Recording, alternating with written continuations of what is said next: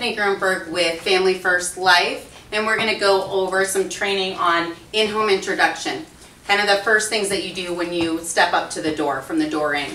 So the first thing when you are walking up to the door, you want to be very confident in your walk. Make sure that you have, I like to have my lead in my hand with a business card, just to make sure that from the door into the house, that people know why I'm there. It gets a nice little introduction.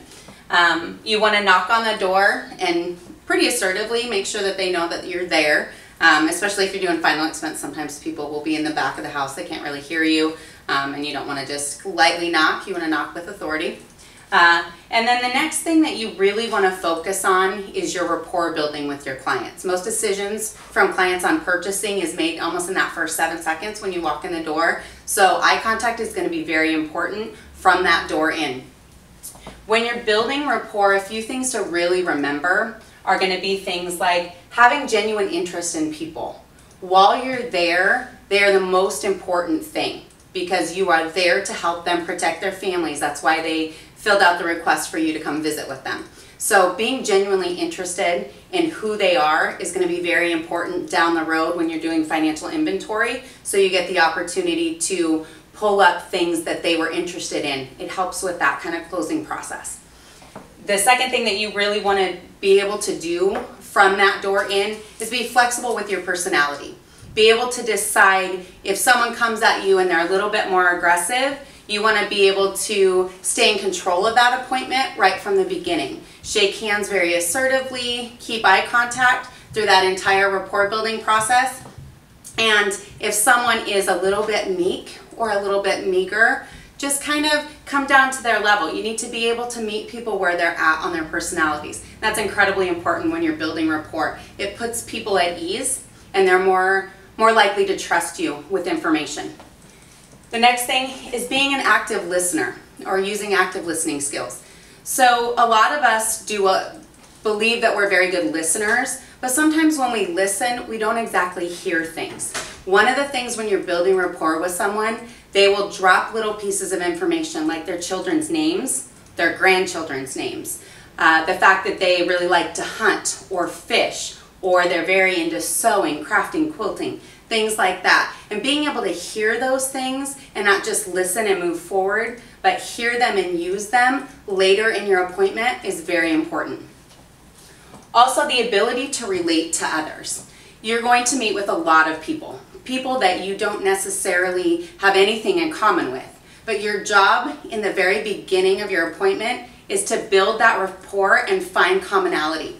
If you see a picture on the wall of a place that you've never been, ask a question about that. And people love to talk about themselves. Very important to remember that. People don't want to know too much about you. They want to talk about themselves. That's what rapport is about, getting them to open up about themselves. And lastly, use your sense of humor. It's incredibly important. People will make better decisions when they're laughing and joking. Being able to make fun of yourself and use a little self-deprecating humor is also incredibly important. It puts them at ease that you're able to create an environment where you're comfortable enough with them to make fun of yourself. So use your sense of humor. It's important.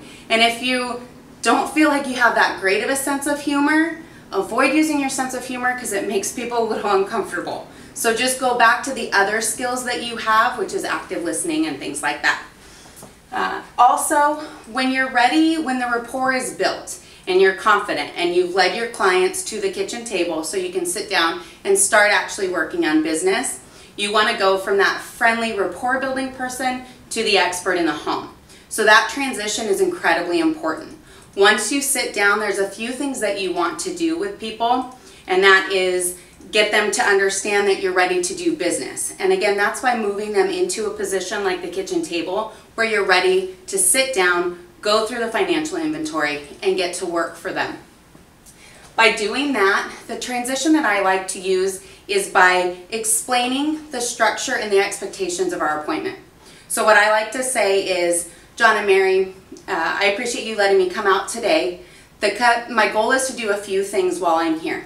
First thing we're going to do is we're going to talk about what you qualify for as far as your expectations of this mortgage protection. The second thing we're going to do is make sure that it fits your budget. I wouldn't be very good at my job if I took food off your table. Would you agree? Yes. The last thing that we're also going to do is I want to make sure that you understand and are very comfortable with the product that we place. Does that make sense, John and Mary? Yes. So here's what we're going to do. I'm going to spend about 5 minutes talking about your financial situation. Get to know your personal financial situation as well as this mortgage loan a little bit better. Does that make sense? Yes. The next thing I'm going to do is I'm going to spend about 5 minutes talking to each of you about your health. Because at the end of the day, your health is what buys your insurance premium, nothing else. And the last thing we're going to do, John and Mary, is we're going to start talking about what you actually qualify for. If anything makes sense to you, John and Mary, I'll be the one who facilitates your benefits through whichever carrier you choose. Again, don't use the term application. It's kind of a selling term. So you say things like, I'll be the one to facilitate your applying for benefits, whichever carrier you choose. Does that make sense? So that's how you get into your appointment, and then you pull out your financial inventory and you start asking the questions. So that's how we train from the door to the table at Family First Life. Thank you.